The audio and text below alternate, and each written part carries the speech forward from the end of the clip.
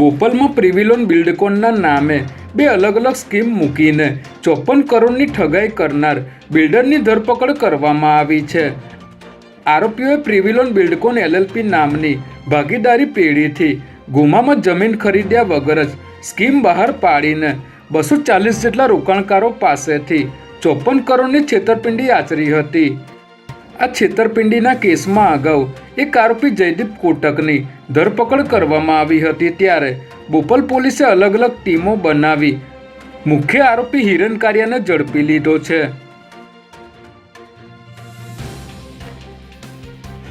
અમદાવાદના બુટલેગરોએ દિલ્હીથી ટ્રાન્સપોર્ટની આડમાં દારૂ મંગાવી ગોડાઉનમાંથી પોર્ટર એપ્લિકેશનની મદદથી ઘર સુધી દારૂ મંગાવવાનો નવો કિમિયો શરૂ કર્યો છે.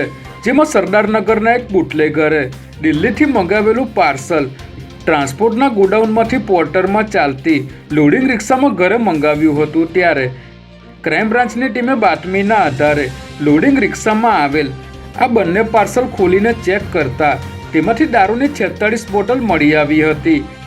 જોકે પોલીસને જાણ થઈ હોવાનો અહેસાસ થતાં બુટલેગર હની સિંધી પાર્સલ લેવા આવ્યો ન હતો અને ફરાર થઈ ગયો હતો.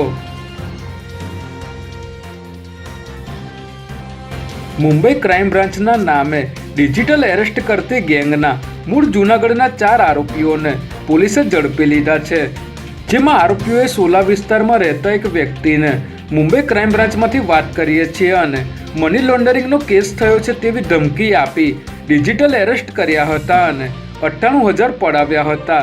જે અંગે ફરિયાદ થતાં પોલીસે ટેકનિકલ એનાલિસિસ કરી મૂળ જૂનાગઢના રહેવાસી એવા પ્રિન્સ રવિપરા, જયમીનગીરી ગોસ્વામી, તનવીર મદ્રાહ અને શાહિદ મુલતાનીની ધરપકડ કરી આગળની કાર્યવાહી હાથ ધરી છે.